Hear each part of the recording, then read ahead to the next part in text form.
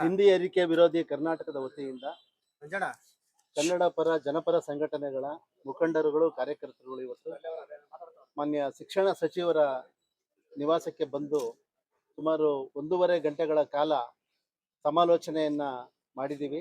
ವಿಚಾರ ಇಷ್ಟೇ, SSLCಯಲ್ಲಿ ಹಿಂದಿ ಕಡ್ಡಾಯ ಮಾಡಿರೋದ್ರಿಂದಾಗಿ ಲಕ್ಷಾಂತರ ಕನ್ನಡ ವಿದ್ಯಾರ್ಥಿಗಳು ಫೇಲ್ ಆಗಿ ಅವರ ಶೈಕ್ಷಣಿಕ ಬದುಕು ಭವಿಷ್ಯ ತೊಡಕಾಗಿದೆ ಅಂತ ಹೇಳಿ ನಾವು ಕಳೆದ ಹಲವು ತಿಂಗಳಿಂದ ಹೋರಾಟ ಮಾಡ್ತಾ ಇದ್ವಿ.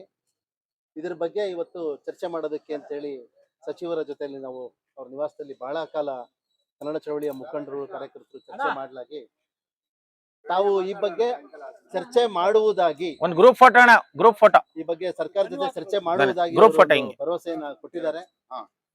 ಒಂದು ಸಕಾರಾತ್ಮಕವಾದ ಒಂದು ಗ್ರೂಪ್ ಫೋಟೋ ಮಾಡ್ಕೊಂಡು ಹೊರಟ್ಬಿಡೋಣ ಬನ್ನಿ. ಕರ್ನಾಟಕದ ಕಾಂಗ್ರೆಸ್ ಸರ್ಕಾರ ಕನ್ನಡ ಭಾಷೆಯನ್ನು ಉಳಿಸುವ ಹಿಂದಿ ಏರಿಕೆಯನ್ನು ತಪ್ಪಿಸುವ ಸಕಾರಾತ್ಮಕ ನಿಲುವು ತಗೋಬಹುದು ಅನ್ನೋ ಒಂದು ಆಶಾಭಾವನೆಯಿಂದ ಇವತ್ತು ಇಲ್ಲಿ ನಾವು ಹೊರಡ್ತಾ ಇದ್ದೀವಿ. 31ನೇ ತಾರೀಕು ಹಿಂದಿ ಪರೀಕ್ಷೆ ಏನಿದೆ ಅವತ್ತು ಪರೀಕ್ಷಾ ಕೇಂದ್ರಗಳಿಗೆ ನುಗ್ಗೋಣ ಅನ್ನೋ ಒಂದು ಘೋಷಣೆಯನ್ನ ಕನ್ನಡ ಕಾರ್ಯಕರ್ತರು ಹಾಕೊಂಡಿದ್ದಾರೆ. ಆ ತರದ್ದು ಒಂದು ಕಠಿಣ ಪರಿಸ್ಥಿತಿಗೆ ಸರ್ಕಾರ ಅವಕಾಶ ಕೊಡೋದಿಲ್ಲ ಅನ್ನೋ ಒಂದು ಭರವಸೆ ನಮಗಿದೆ. ನಮ್ಮನ್ನ ಅನಿವಾರ್ಯವಾದ ಹೋರಾಟಕ್ಕೆ ದೂಡದೇ ಇರುವ ರೀತಿಯಲ್ಲಿ ಇವತ್ತು ಸಂಜೆಯ ಒಳಗಾಗಿ ಸರ್ಕಾರ ಒಂದು ಸಕಾರಾತ್ಮಕವಾದ ಒಂದು ನಿರ್ಧಾರವನ್ನ ಘೋಷಣೆ ಮಾಡ್ಲಿ ಅಂತ ಹೇಳಿ ನಾವು ಈ ಮೂಲಕ ಆಗ್ರಹಿಸ್ತಾ ಇದ್ದೀವಿ. ನಮ್ಮ ಉದ್ದೇಶ ಇರೋದಿಷ್ಟೇ. ಸ್ನೇಹಿತರೆ